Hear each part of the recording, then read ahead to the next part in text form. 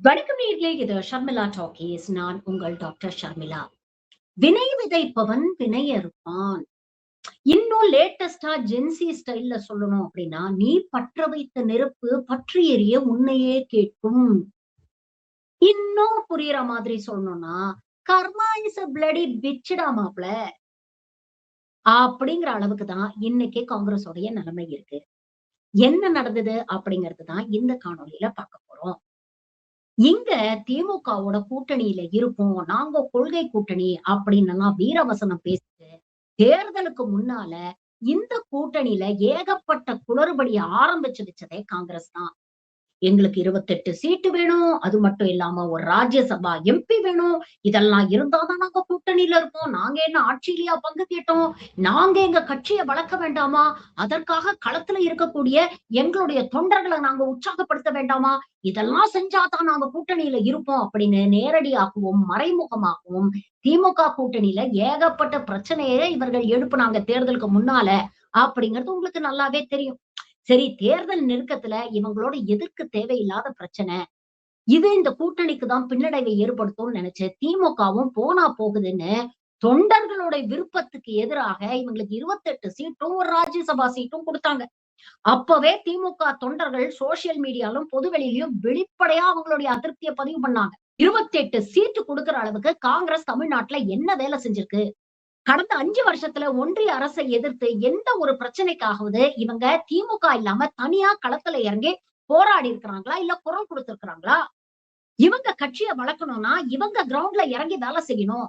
அது என்ன, இவங்க கட்சிய வளர்க்கறதுக்கு நாம சீட்டையும் கொடுத்து, காசையும் கொடுத்து, இவங்களுக்காக களத்திலயும் போய் உழைக்கணுமா? இது என்ன நியாயம்? அப்படின்னு தொண்டர்கள் கேள்வி கேட்டாங்க. ஆனா மாண்புமிகு முன்னாள் முதலமைச்சர் திரு மு.க. ஸ்டாலின் அவர்கள் இந்த விமர்சனங்களையும் ஒதுக்கி வச்சுட்டு, நீண்ட நாளா நம்ம கூட பயணம் பண்ணவங்க. நமக்கு உண்மையா இருப்பாங்க. களத்துல நேர்மையா நமக்காக உழைப்பாங்க அப்படின்னு நம்பி இவங்களுக்கு 28 சீட்டும் ஒரு ராஜ்யசபா எம்பியும் குடுத்தாங்க. ஆனா தேர்தல்ல 28 சீட்ட அழுது அடம் பிடிச்சு குப்புற விழுந்து புரண்டெல்லாம் வாங்கிட்டு வெறும் 5 சீட்டு தான் இவங்க ஜெயிச்சாங்க. தேர்தல்ல திமுக ஒரு மிக பெரும் தோல்வியை சந்திக்குது அப்படின்னு தெரிஞ்ச உடனே ஓட்டுக்கு கையில வச்ச விரல்ல வச்ச அந்த மையோடைய ஈரம் கூட காயறதுக்கு முன்னால பல்ல இழிச்சுக்கிட்டு தாவேக்கா பக்கம் போச்சு இந்த கும்பல். கேட்டா என்ன சொன்னாங்க? ஜனநாயகத்த நாங்க காப்பாத்த போறோம். இல்லன்னா பிரசிடென்ட் ரூல் மூலமா பாஜக உள்ள வந்துரும். அதனால விஜய்க்கு ஆதரவா நாங்க போய் நிக்க போறோம் அப்படின்னு சொல்லி, அங்க பேரம் பேசி, அங்க ஒரு 2 அமைச்சர் பதவிய வாங்கிட்டு, இங்கேருந்து அப்படியே அங்க கட்சி தாவுனாங்க. கூட்டணி தாவல் மட்டும் இல்லாம, காங்கிரஸ் உடைய அதிகாரப்பூர்வ செய்தி தொடர்பாளர் என்ன பேசினார் தெரியுமா? நாங்க திமுக கூட்டணியில இருக்கும்போதே தாவேகாவுக்கு தாங்க வேலை செஞ்சோம் அப்படின்னு வெளிப்படையாக இவர்கள் செய்த துரோகத்தை போட்டு உடைச்சாரு. அது மட்டும் இல்ல, திமுக கூட்டணியில 5 வருஷம் இருந்து எல்லா சுகத்தையும் அனுபவிச்சுட்டு, இப்ப அங்க போயிட்டு திமுக ஆட்சிய ஏகப்பட்ட நொல்லன்னு சொல்லி தாவேகாவுக்கு ஜால்ரா போட ஆரம்பிச்சுட்டாங்க. இதற்கிடையில் தான் தாவேகாவுக்கு ஒரு ராஜ்யசபா சீட்டு கிடைக்குது. நம்ம ஆளு தான் தெரியும்ல. மேடையில மட்டும் தான் கொள்கை எதிரி அப்படின்னு வீராவேசமா பேசுவார். ஆனா நிஜத்துல கொள்கை எதிரிய பார்த்தா பம்முவர். அதனால நம்ம தாவேகாவை சேர்ந்த யாருக்காவது இந்த சீட்டை கொடுத்து, அவங்க நேரா ராஜ்யசபாவுக்கு போய், எங்க அண்ணன் ஃபயர் விட்டு தானே நீங்க பார்த்திருக்கீங்க. அதை விட டபுள் மடங்கா நாங்க எப்படி ஃபயர் விடுறோம் பாருங்க அப்படின்னு ரீல்ஸ் போடுற ஆசையில ஏதாவது ஒன்றிய பாஜக அரசையோ, மோடி அரசையோ எதிர்த்து அனாவசியமா ஒரு வார்த்தை பேசிட்டா, அது நமக்கு மிகப்பெரிய ஆப்பா முடிஞ்சு போயிருமே. இன்னும் அடுத்த 5 வருஷம் நாம ஆட்சி நடத்துறோமே அப்படின்னு பயந்து பம்மிக்கிட்டு, நமக்கு எதுக்குப்பா இந்த ராஜ்யசபா சீட் எல்லாம்? இந்த கொள்கை எதிரியெல்லாம் எதிர்த்து நாம என்ன பண்ண போறோம்? வழக்கம் போல தீய சக்தி, தீந்து போன சக்தி அப்படின்னு ஒரு 5 வருஷத்த ஓட்டிடுவோம்னு நினைச்சு, இந்த ஒத்த ராஜ்யசபா சீட்டையும் வேற யாருக்காவது குடுக்கலாம்னு முடிவு பண்ணாங்க. அப்படி முடிவு பண்ண கையோட பாத்தீங்கன்னா, காங்கிரஸ் மறுபடியும் கோதாவுல குதிச்சு, தமிழ்நாட்டுக்காக ரொம்ப தீராத கஷ்டங்கள் எல்லாம் அனுபவிச்சு, தமிழ்நாட்டுக்காக 24 மணி நேரம் அயராது உழைச்ச திரு பிரவீன் சக்கரவர்த்தி அவர்களுக்கு அந்த ராஜ்யசபா சீட்ட வாங்கி குடுத்தாங்க. அதாவது திமுகவுக்கு துரோகம் பண்ணி, இங்க இருந்து ஒரு ராஜ்யசபா சீட்ட ஆட்டைய போட்டாங்க. அதே மாதிரி தாவேகாவோட கொஞ்சி கோலாவி அங்க ஒரு ராஜ்யசபா சீட்ட ஆட்டைய போட்டாங்க. இதுக்கு பேரு என்ன தெரியுமா? Political pick pocketing. ஆனா காங்கிரஸ் இப்படி தீவிரமா திமுக ஜோபிலையும் தாவேகா ஜோபிலையும் எம்பி எடுக்க நினைக்கும் பொழுது இவங்களுக்கே தெரியாம இவங்க ஜோபியில பிளேட வச்சு கீறி ஒட்டு மொத்தமா வழிச்சு வாரிக்கிட்டு போயிடுச்சு பாஜக. இன்னைக்கு உள்ளதும் போச்சு நொல்லகண்ணா அப்படிங்கிற நிலைமைக்கு தள்ளப்பட்டிருக்கிறாங்க. உனக்கும் பெப்ப உங்க அப்பனுக்கும் பெப்பங்கிற கதையா இவங்க கண்ணு முன்னாடியே மத்திய பிரதேஷ்ல இருக்கக்கூடிய இவங்களுடைய ஒரு ராஜ்யசபா எம்பி சீட்டை களவாண்டிட்டு போயிருக்கு பாஜக. ஆஹா, ஜனநாயக விரோதமா நடந்துட்டாங்க. பாஜக தேர்தல் கமிஷனை கைக்குள்ள போட்டுக்கிட்டு இன்னைக்கு சீட்டு திருடி இருக்கிறாங்க. சீச்சோரி அப்படின்னு ராகுல் காந்தி குரல் கொடுக்கிறாரு.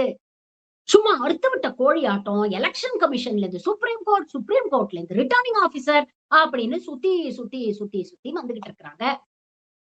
என்ன நடந்துச்சு அப்படின்னு பாத்தீங்கன்னா, ராஜ்யசபா எம்பி சீட்டு 3 சீட்டு மத்திய பிரதேஷ்ல காலியாக போகுது. டென்யூர் முடிய போகுது. இதுல 2 சீட்டு பாஜகவோடது, 1 சீட்டு நியாயமா பார்த்தா காங்கிரஸோடது. ஆனா பாஜக ரொம்ப சாமர்த்தியமா முதல்லயே 3 வேட்பாளரை நிறுத்துறாங்க. சோழியம் குடுமி சும்மா ஆடுமா? இவனுங்க 3 பேரை நிறுத்துறாங்கனாலே அதுல ஏதோ ஒரு விஷயம் இருக்கு அப்படின்னு இந்த அறிவு ஜீவிகள் கொஞ்சமாவது யோசிச்சிருக்க வேண்டாமா? ஆனா அவங்களுக்கு இங்க தாவேகாவோட கொஞ்சி கொலாவதே நேரம் சரியாக இருந்தது. இங்க இருந்து எப்படி ஒரு ராஜ்யசபா சீட்டை ஆட்டைய போடலாம் அப்படின்னு யோசிச்சவங்க அத பத்தி யோசிக்க மறந்துட்டாங்க. அதனால வேக்கண்ட் ஆக போற அந்த ராஜ்யசபா சீட்டுக்கு மீனாட்சி நட்ராஜன் அப்படிங்கிற மூத்த காங்கிரஸ் தலைவரை நாமினேட் பண்றாங்க. இந்த அம்மாவும் போய் நாமினேஷனை ஃபைல் பண்ணி முடிச்சிடுறாங்க. ஆனா ஜூன் 9ஆம் தேதி தான் காங்கிரஸ்க்கு ஒரு மிகப்பெரிய அதிர்ச்சி காத்திருக்கு. ரிட்டர்னிங் ஆபீசர் இந்த அம்மாவுடைய நாமினேஷன் செல்லாது அப்படின்னு சொல்லிட்டாங்க. இதற்கு காரணம் ராஜ்யசபா எம்பிக்காக நாமினேட் செய்யப்பட்ட பிஜேபி கேண்டிடேட் கொடுத்த கம்ப்ளைண்ட். அவர் என்ன காரணம் சொல்லியிருக்கிறாரு அப்படின்னா, இந்த அம்மாவுக்கு எதிராக மேஜிஸ்ட்ரேட் கோர்ட்ல ஒரு கேஸ் பெண்டிங்ல இருக்கு. ஆனா தன்னுடைய நாமினேஷன் பேப்பர்ஸ்ல இந்த அம்மா இதை டிஸ்க்ளோஸ் பண்ணல. அதனால இந்த நாமினேஷனை நீங்க ஏற்கக்கூடாது, ரிஜெக்ட் பண்ணணும் அப்படின்னு சொல்லிட்டாரு. இவர் கொடுத்த கம்ப்ளைண்டோட அடிப்படையில ரிட்டர்னிங் ஆபீசர் இந்த நாமினேஷனை அக்செப்ட் பண்ணாம ரிஜெக்ட் பண்ணிட்டாங்க. ஆனா உண்மை என்னன்னு பாத்தீங்கன்னா, இந்த அம்மாவுக்கு எதிராக ஒரு எஃப்ஐஆர் கூட இல்ல. ஓரலா ஒரு கம்ப்ளைண்ட் அவங்க ரெஜிஸ்டர் பண்ணிருக்காங்க, அவ்வளவுதான். அதாவது கர்நாடகால இருக்கக்கூடிய காங்கிரஸ் பெண் தலைவர் ஒருத்தருக்கு கட்சியை சேர்ந்தவங்களே பாலியல் தொல்லை கொடுத்திருக்காங்க, இவங்களுக்கு எதிராக நடவடிக்கை எடுக்கணும் அப்படின்னு மீனாட்சி நட்ராஜன் இவங்க கோரிக்கை வச்சிருக்காங்க. இந்த அம்மா அந்த கோரிக்கையை கண்டுக்காம விட்டதுனால இவங்க பேர்ல ஓரலா ஒரு கம்ப்ளைண்ட் கொடுத்திருக்காங்க, அவதான். அந்த பெண் ரெஜிஸ்டர் பண்ண எஃப்ஐஆர்லயோ கேஸ்லயோ இந்த அம்மா பேரு கூட இல்ல. லீகலி பாத்தீங்கன்னா இது செல்லாதுதான். ஜனநாயக ரீதியாக பாத்தீங்கன்னா இது தப்புதான். ஆனா பாஜக என்னைக்கு ஜனநாயக ரீதியா நடந்துகிட்டாங்க? ஜனநாயகத்துல எங்கெல்லாம் லூப் ஹோல் இருக்கோ அதெல்லாம் தேடி கண்டுபிடிச்சு தங்களுக்கு ஆதரவா செயல்படக்கூடிய பாஜக பத்தி தான் நமக்கு நல்லாவே தெரியுமே. அதனால மீனாட்சி நட்ராஜனுடைய நாமினேஷன் ரிஜெக்ட் பண்ணப்பட்டது ஜனநாயகத்துக்கு விரோதமானது. அதுல எந்த மாற்று கருத்தும் இல்ல. உடனே இந்த அம்மா பதறி அடிச்சுக்கிட்டு சுப்ரீம் கோர்ட்டுக்கு போறாங்க. ஆனா வேடிக்கை என்னன்னா, இன்னைக்கு சுப்ரீம் கோர்ட்ல இந்த வழக்க வந்து கேட்டுட்டு விசாரணை பண்ணிட்டு இதுல நாங்க தலையிட மாட்டோம் அப்படின்னு கைய விரிச்சுட்டாங்க. ஆனா அதற்கு ஒரு நாள் முன்னாலேயே பாஜக தரப்புல இருந்து அன்அப்போஸ்டா 3 கேண்டிடேட்ஸ்மே ராஜ்யசபா எம்பிக்களாக தேர்ந்தெடுக்கப்பட்டு விட்டார்கள். ஆக மொத்தம் எங்களுக்கு நியாயமா வர வேண்டிய ஒரு சீட்டை பாஜக களமாண்டுகிட்டு போயிடுச்சு அப்படின்னு அறுத்துவிட்ட கோழி ஆட்டம் இப்படி அப்படி இப்படி அப்படின்னு கதறிக்கிட்டு இருக்கு காங்கிரஸ். நியாயமா பாத்தீங்கன்னா இது ஜனநாயக விரோத செயல் தான். தேர்தல் கமிஷனை கைக்குள்ள போட்டுக்கிட்டு சுப்ரீம் கோர்ட்டையும் கைக்குள்ள போட்டுக்கிட்டு பாஜக நிகழ்த்திய இந்த நாடகம் அரசியல் விரோதம், ஜனநாயக விரோதம் தான். ஆனா அத சொல்றதுக்கு உங்களுக்கு என்ன தகுதி இருக்கு அப்படின்னு இன்னைக்கு மக்கள் காங்கிரஸ பார்த்து கேள்வி கேட்க ஆரம்பிச்சிருக்காங்க. மத்த மாநிலங்கள்லாம் பிஜேபி இதே மாதிரி தேர்தல் கமிஷனை கைக்குள்ள போட்டுக்கிட்டு ஜனநாயக விரோத செயல்கள்ல ஈடுபட்டு காங்கிரஸை வீழ்த்தும் போதெல்லாம் ஓட்சோரி நடந்துருச்சு, சீட்சோரி நடந்துருச்சு அப்படின்னு எத்தனையோ பிரஸ் கான்பரன்ஸ் நடத்தி ராகுல் காந்தி புலம்பி இருக்கிறாரு. அப்பெல்லாம் உறுதியாக ராகுல் காந்திக்கு ஆதரவாக இருந்து அவருக்கு இணையாக குரல் கொடுத்தது முன்னாள் முதலமைச்சர் திரு மு.க. ஸ்டாலின். ஆனா அவருக்கு நீங்க என்ன பண்ணீங்க? அதற்கு பேர் என்ன? அது ஜனநாயக விரோதம் இல்லையா? அது கூட்டணி தர்மத்துக்கு விரோதம் இல்லையா?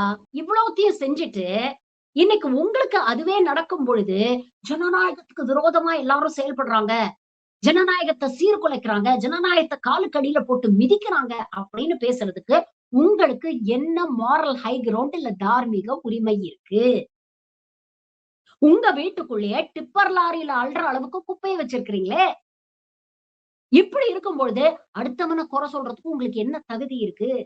பிஜேபி செஞ்சது சட்ட விரோதம், ஜனநாயக விரோதம்னா, அப்ப நீங்க செஞ்சது என்ன? அப்படிங்கிற கேள்விய தான் இன்னைக்கு மக்கள் கேட்டுட்டு இருக்காங்க. ஆக மொத்தம் இன்னைக்கு காங்கிரஸ்க்கு சீட்டும் இல்ல, சிம்பத்தியும் இல்ல அப்படிங்கிற ஒரு நிலைமை தான் உருவாயிருக்கு. தமிழ்நாட்டுல மட்டும்தான் இந்த கேள்வி வருதா அப்படின்னு கேட்டீங்கன்னா இல்ல. பல எதிர்க்கட்சி ஆளக்கூடிய மாநிலங்கள்ல இப்படிதான் கூட இருந்தே கூட்டணி கட்சிகளை காலவாரி விட்டிருக்குது காங்கிரஸ். அதற்கு பல உதாரணங்கள் சொல்லலாம்.